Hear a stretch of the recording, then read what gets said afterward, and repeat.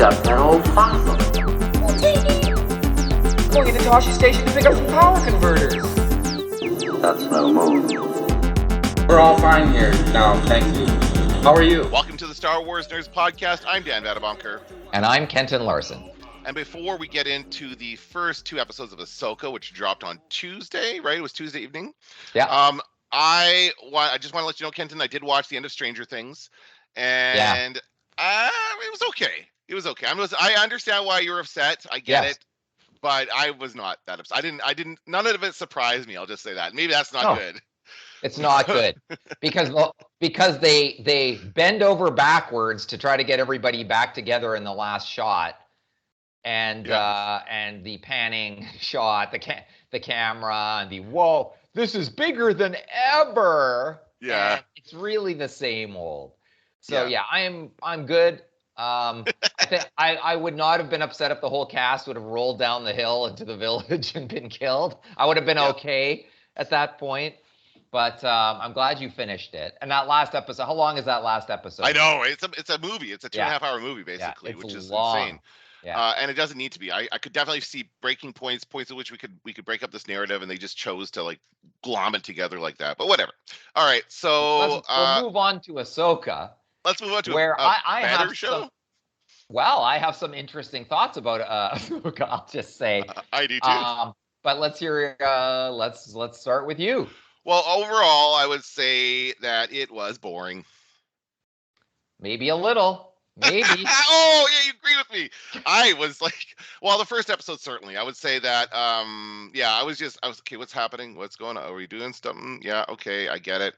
And they just said a lot of setting up of story, but not a lot of action, not a lot of things actually happening, a lot of moving from planet to planet. And honestly, a lot of it did feel like Star Wars, right? You could definitely tell they were trying to evoke certain aspects of the original trilogy. They were calling back to things, but it just overall felt a bit bland compared to the other stuff we got, compared to Andor and The Mandalorian and these other Star Wars properties that have been so different and vibrant and just like everything around them was cool. This didn't have any of that.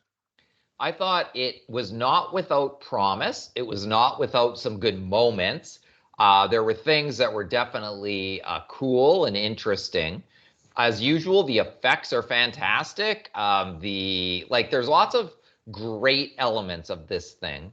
But and I also noticed, I should also say, I noticed that a lot of people who loved Rebels love this, like love it on a whole level that I couldn't get myself to. Because you weren't a Rebels fan.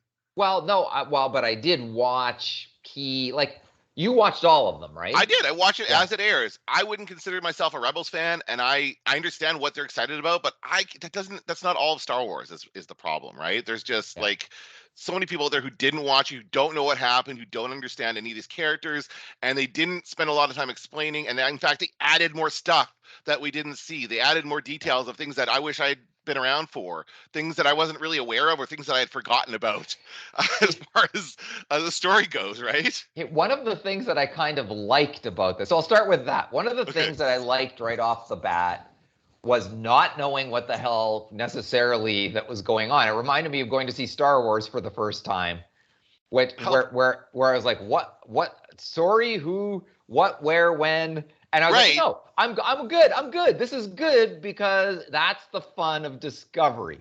Mm-hmm. And of course, it was added to that was the crawl. They brought back a crawl, right? Which is very cool. It was in red instead of blue, but it was definitely like a classic Star Wars crawl. Not quite angled like it used to be. It just goes up the screen. Crawl. Did it go up or did it? Well, it goes up, yes. No, okay, it goes up. It's going up. Yeah. It's in red, but it does explain. It sets up the story. So it does but the thing is, it doesn't say anything about. And my issue, of course, is the Ahsoka and what's her name again? The other one, Sabine. This whole relationship they're setting up. They're going to probably maybe do flashbacks. I don't know, but that is not in this crawl. None of that is in this crawl. This just sets up the thing between Ahsoka and Thrawn, right? Yeah. I liked the crawl. I liked the summary at the beginning. I liked that it was in red. There's like it really like it was like, yeah, this is gonna, here we go, blood red, like this is good. Let's see what happens here. I should also say, let's get the badness out of the way. Let's let's let's drip out the poison. I also thought there's two things that we need to be done with in Star Wars. A map. Okay, we still have bad feelings about a map from The Force Awakens. With the puzzle piece, R2-D2 has to wake up. He's like, it's as simple as here's the piece of the puzzle, kaboom. Like, it's like walking into a room where somebody's worked on a puzzle and there's one piece left and you put it in. You don't do the rest. That was R2-D2's role.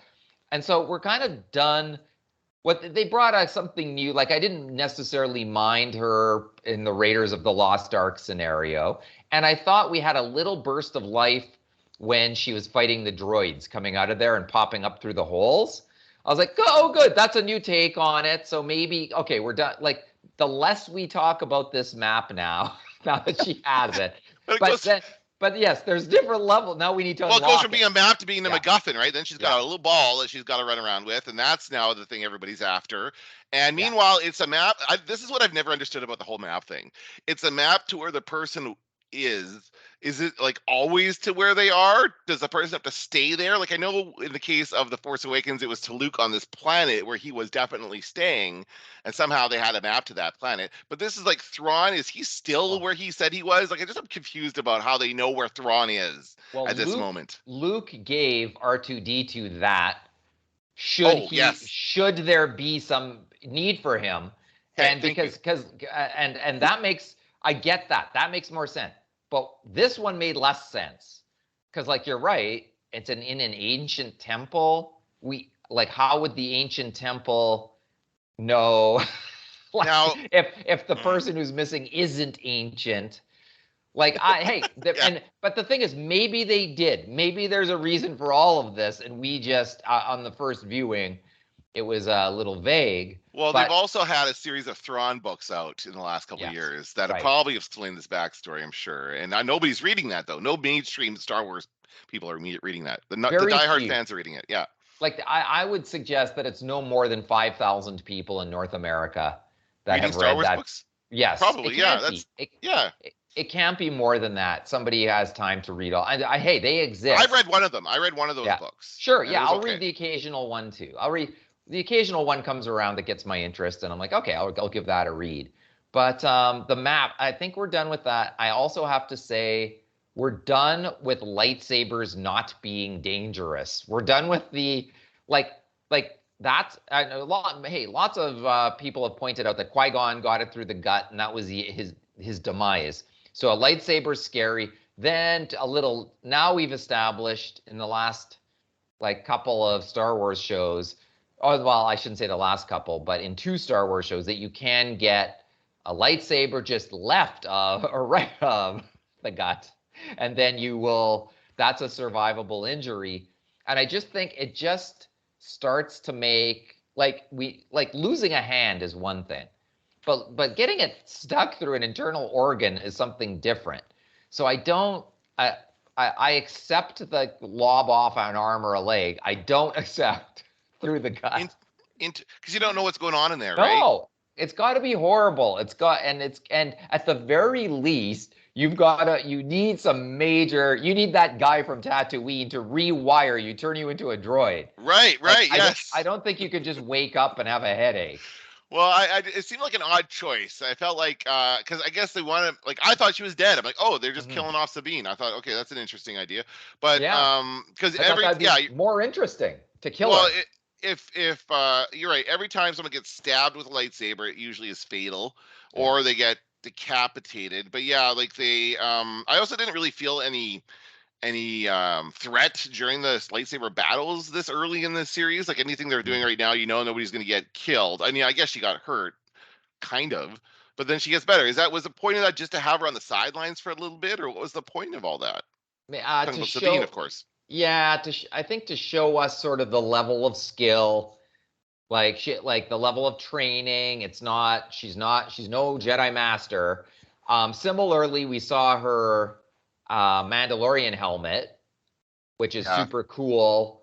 And I was thinking we get some Mandalorian action at some point in the first 2 episodes. Though we got the outfit at the end, but we don't really. We never really got anything that was sort of badass Mandalorian in there. That's okay. I mean, we don't need it all at once, but seeing it, when you see it, you would sort of expect that, we're on the cusp of seeing more of it. So I think that lightsaber thing is a little, it's played out. Also, and I think, and I think the third big thing in the trifecta of things that bugged me is this is probably intentional, but Ahsoka just seemed like a little bit of a stick in the mud, and we want Ahsoka. There's a lightness to her. There is a sense of humor there, and we even saw it in Book of Boba Fett. Like there's sort of a curiosity about the world and life, and she was more like arms crossed, like she was more Captain Panaka than she needed to be. Yeah, I think so. I mean, she's older, right? We're used to seeing her as a kid when she was young in Anakin's apprentice. Now the thing is, we didn't get anything like that. We didn't get any hints of her past or anything about her. It was really about everybody else around her. And I was kind of more interested. I want to know what happened with Ahsoka in this time. Like, it's been a long time since we've known that. When we saw her in the Book of Boba Fett, it's like, oh crap, this is cool. Now let's find out where she's been the last 10, 15 years, however long it's been since we've seen her. So we haven't got that. I'm sure they'll get to that at some point. I was actually thinking that if I were a betting man, I would say that episode 3 starts with a flashback.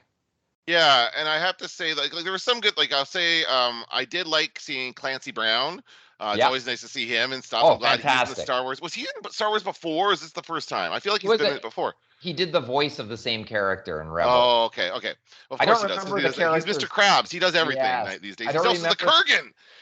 Yeah, I don't remember that character's name from Rebels. I don't know his name now, but I was happy to see him in the show. Like, he brings something to the show. Oh, he was also in Mandalorian. Right. So this is Lothal, right? This all happens on Lothal.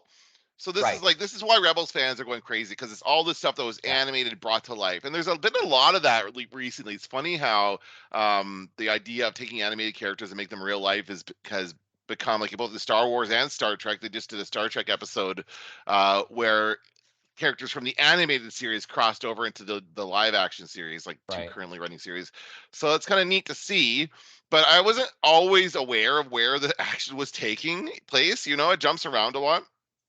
Yeah. And so I did not clue into the fact that it was Lothal right away. I was like, whoa, okay. And then we see, but I guess, you see when you see the city, it's supposed to be like a bigger city now than it was in the show, because it was just a little thing in the show. Or maybe it's a different city than it was where they were in the show. I don't know. No, it's the same one. I think it's the same one because the mural is there. Yeah. Like, so and by the way, that's not a great painting. No.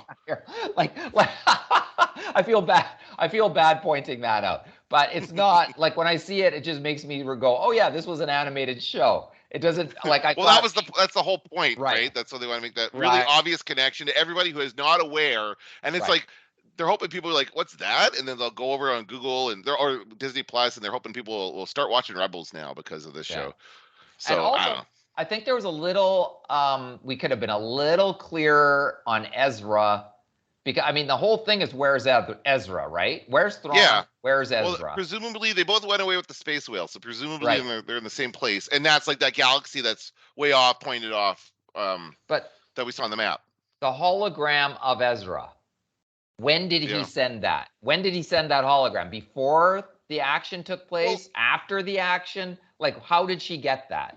This is my central problem with this show so far, is that there's all this stuff that happened off screen that we're not aware of, and they're just telling it to us and they're not showing it to us. And I just think that I would rather see whatever this story is, the relationship between Sabine and Ahsoka and her becoming a Jedi. I forgot about that. Was that a thing in the show? I don't know. There was hints of it. I think so, but then are you talking about Sabine? Sorry, Sabine. Yeah, it was like when the whole show was about Ezra becoming a Jedi, and he was learning from Freddie Prinze Jr. Yeah, he was. Is he gonna play the real life? No, he's dead. Maybe he'll be in a flashback. Maybe they'll have him in a flashback. Yeah. that would have been a great way to start the series, I thought. Yeah. Yeah, like seriously, like a Yeah. flashback to that era. Holy, like that could have knocked our socks off. But Well, yeah, that was right. Like, this is- let's see a scene that we saw from the show, and let's see a real life. What's his name? Oh, we have seen those guys already, right? There wasn't one of those guys in the last show. What's which guy? the British guy? I'm sorry, the guy based on the old Chewbacca concept. Oh, What's the guy's name? right. Yeah. That guy. I of course I've just forgotten his name because we're doing a podcast. But yeah. He was hanging out with the rebels in the bar on Mandalorian. Are you looking up his name? Yeah, I'm looking up his name. Glurb. And it's Blurg. not even one of the first ones up on the thing here. What's going on with these guys? Star Wars Rebels characters. Glurg. Zeb. Drake. Zeb. Oh yeah. Zeb. Zeb. What were you saying? Blurg? Blurg. Glurb. Glarb. I knew I'd get around to Zeb eventually if I went through the alphabet. Zerb. They just make noises. Yeah. And that's how they come up with Star Wars names. Yes. All right. And by the way, he looked cool and badass in The Mandalorian. So I can't wait. But here's the other thing. If you can't open this show with Obi-Wan Kenobi or Luke Skywalker, because then everything after that seems less interesting. Yeah. So I think we have to, so I understand we had to open the show a certain way, and we're building to maybe something like that. But I think that for me, I think we've talked out the bad, and maybe we can talk about the good now. Was there anything else that bothered you? I'm just looking at episode 2 now. That was just episode 1. No, well, my main issue has to do with the stuff and then maybe I'm just impatient. Maybe they will address these maybe issues. me too. It's maybe only the first couple episodes, but it didn't grab. The point is, it didn't grab me off the bat. I wasn't like overcome with like, oh my god, this is so awesome, like I was with Andor or the other series or even the Mandalorian. Pretty much every time, the Mandalorian just seems to knock it out of the park. This one is not quite the same. There is something missing here, so hopefully it gets it, it gains it. I can see why they did 2 episodes at once, because that first one there's no action pretty much. The second one there's a little bit of the lightsaber battle and stuff. So well, the first one has the action around when she leaves the pit. Oh yeah, or whatever, and that's that part, and I like that part. I thought that was quite good. That had a little playfulness to it, coming out of the hole and stuff that I enjoyed. But among the two, and the other thing is they couldn't. If they only would have showed us the first episode, is that where Sabine is laying on the ground and we think at the end, dead? Yes, yeah, and you can't leave it. And I think even they, like, if you leave it there, then we think she's dead. And then we come back and she's not a week later. That's even more hacky. And I'll tell you what, yes, I am ready to talk about the positive, because it does start getting better in episode 2 when they start looking into they're looking into this. It's kind of, it made me feel a little bit like the prequels when they're investigating this factory or whatever, this former Imperial facility that has now been adapted to the New Republic, and they're getting the tour with the guy. That guy was awesome. I love that actor. I've seen him in a bunch of stuff. And so that's really interesting, and they discover that they're secretly working for Thrawn. They're building whatever, it was a hyperspace engine or something they had to get away with.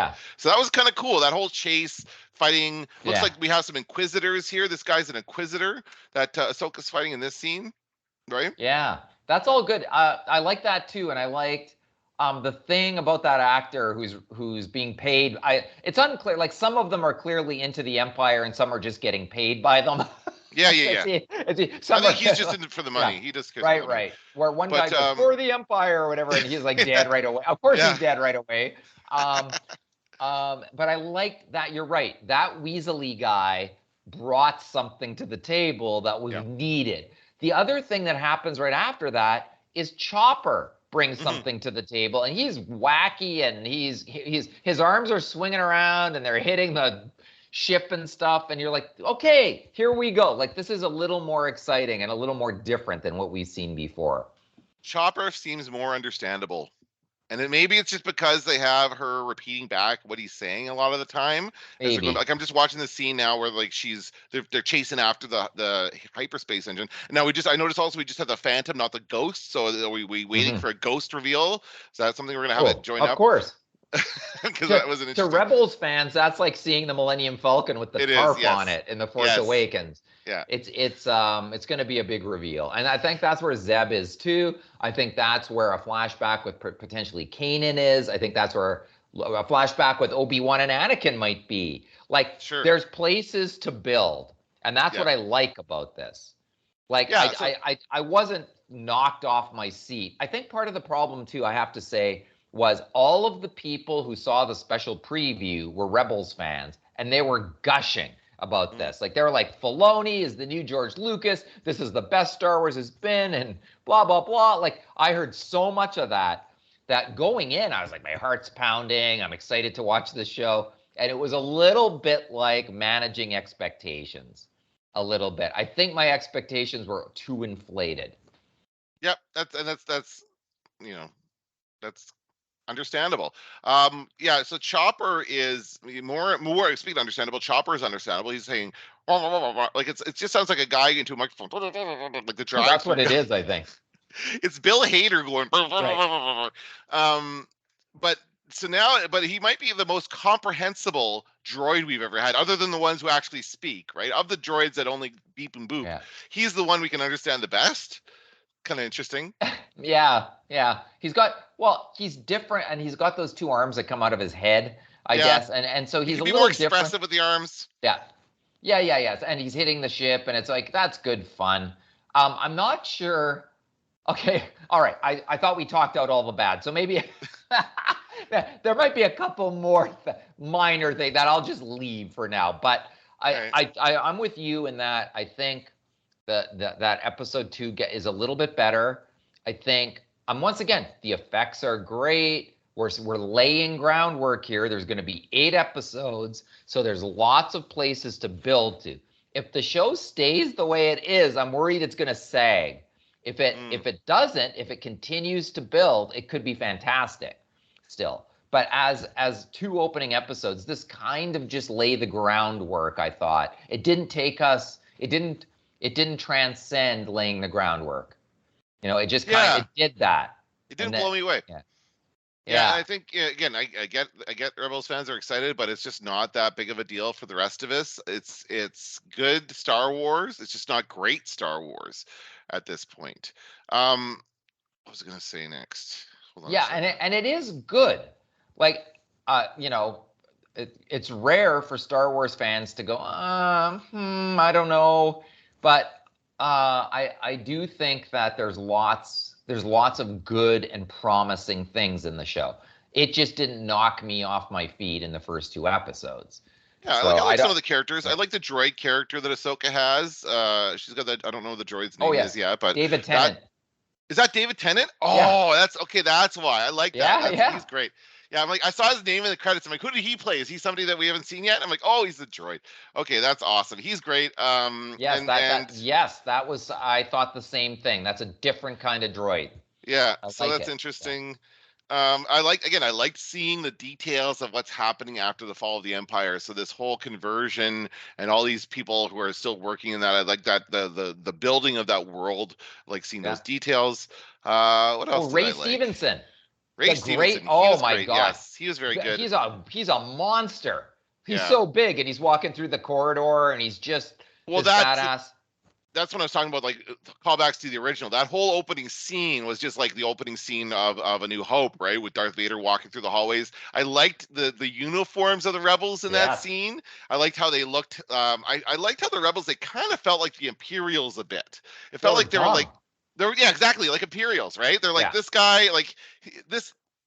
The roles are flipped here. This is like this is like Qui-Gon and Obi-Wan going to the Trade Federation kind of a situation. It's like 2 smarter people showing up in a ship full of dummies, and something crazy is going to happen. And that's what happened. And they're going there to break out this person. Oh yeah, we have that other person too, who plays what's her name again? Oh shit, they said it at the beginning. She's a witch. She's a witch. She's like the Dothraki. No, that's Game of Thrones. What are they called again? Dathomir. Thank you. Dathomir. She's like descended from those, so that's kind of cool. I'm excited about exploring that aspect. We've never seen anything about that really in mainstream Star Wars. So I also like that Ray Stevenson, whoever his character is, Balin Skull. Is that a name? Whatever. Sounds like a Star Wars name to me. I'm not used to saying these new names, so forgive me. But We'll be experts by the end of episode 8. Yes, I like the part where he says, "Oh, it'll be a shame to kill Ahsoka. There's so few Jedi still around." I kind of like that they plant the maybe I will kill her, maybe I won't. Kind of maybe there is still a heart in these two Sith. I do think they're setting us up for one of our Sith friends to turn to the or whatever. I guess they're not Sith. They're just Jedi's gone bad. You think that's what they're establishing here? here? There's two of them. I mean, there's two of them. So well, the two of them is like the whole Master and Apprentice thing goes for both Jedi and Sith. So I think it feels like they're. Well, I guess you're right. They were Jedi and now they're not. I guess we'll find out. I presume they fell to the dark side. Like they were Jedi, and then they always talk about the danger of the dark side, right? Let's actually see what happens when somebody goes to the dark side. Somebody who once was good becomes bad. Yeah. And not just Anakin Skywalker, because it's the only one we know about. So. Right.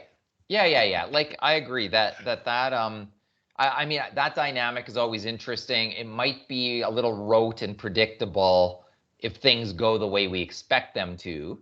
But I do like, and at the end of course, episode 1, they say for our friend Ray, they dedicate the episode. And I thought, it's the off-screen thing that was more emotional than actually what we saw on screen. Because I was like, it's so sad to see that right after you see how great this guy is in the show.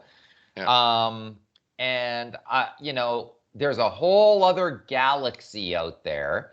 And I thought, okay, maybe, Star Wars galaxy needs to expand probably. And so now it can expand to the other galaxy. I guess that's kind of where Palpatine was hiding in Rise of Skywalker and something like that, I guess. That's where Exodor is? Is that where that planet was called? Was another map. That was a third map. I forgot about that. Another map. Yeah. That was another Too many maps. Too many maps, Star Wars. So I don't know. I have mixed feelings about Another Galaxy, but let's see what they do with it. I do like that little area they're in that closes off, that's got the circles, and it's like this. They're kind of in this weird place that reminds me of Grogu sitting on the rock in that one episode. Like, I they're like that. And you see those kinds of designs in the Jedi. What's it called series, Fallen Order series or whatever, like that's kind of that's that old school Jedi, and maybe we'll learn more about that. Who knows? Maybe we'll go into this remember at the end of Rebels when Ezra was like basically traveling through dimensions or whatever. I don't know, he was like going through portals or something. There's that whole other the hyperspace, the world between world and then hyperspace whales. Yes. that do something. And that has yet to play out in terms of what we understand, how we understand it to work, because we don't really know. World between worlds, I guess we got a little more of than hyperspace whales, but I think we're on the cusp of learning how hyperspace whales work. And yes, of course. Now, and the other part of the story is the Sabine and Ahsoka Master and Apprentice. So we want to have a Master and Apprentice on the other side. So we have the evil guys now, and then we're going to have the good guys. So it looks like she is going to take up training again and become a real Jedi. Yeah. So that'll be interesting to watch again. And Luke Skywalker is still in play, we know. This is Mandalorian timeline. So I guess he's still around. I saw the day that this this episode was coming out that Mark Hamill was trending on Twitter. And I went like, he's got to be in the episode, and he was not. So maybe he might have tweeted something. He probably said something hilarious, as he often does. Right. But I also think every time there's a new Star Wars anything, people hope he's in it. Like there's always because he's great. He's like he's the living embodiment and ambassador of Star Wars. So I think whenever there's something like this, he's going to trend. But I was hoping, because I didn't look, of course, because I didn't want it to be spoiled. But I was kind of hoping for and look, that might be too much fan service for some people, but it's kind of hoping we might get a name drop or something like that for Luke Skywalker in there. Well, they could have used given the bland nature of the first episode. Certainly, they could have given us something like that. Like I think, they were trying to call back to the original series with a lot of the structure of this and the look of this, but they could have given us some more definite, like, hey, or even like someone's voice on a comm or something like that, something to kind of hint of the larger world and orders from General Leia or something like that, like something like, Right. that'd be cool. Right, but I do think people who loved Rebel, not just watched it, people, because we watched, like, you watched all of it, I watched some of it, and the key episodes I watched for sure. But I think people, and I never loved Rebels, but we're like that with the animation. We're older Star Wars fans, so we're not as into the animation as younger people might be. And I do think the people who just loved Rebels love this show, and that's good. I don't begrudge anybody loving something for that reason, or for any reason for that matter. For me, it just didn't hit all the points that I thought that I was kind of hoping it would, especially since Dave Filoni so far has seemed like somebody wanting to avoid things like tropey Star Wars.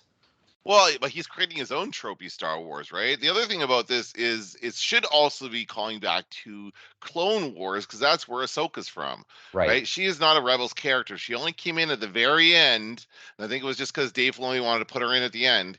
And so it's just like they have to somehow connect these two worlds and connect Ahsoka's past. I really want to know more about where she's been. Not just this whole thing with Sabine. Where was she before that? Because we didn't really know a lot about that either.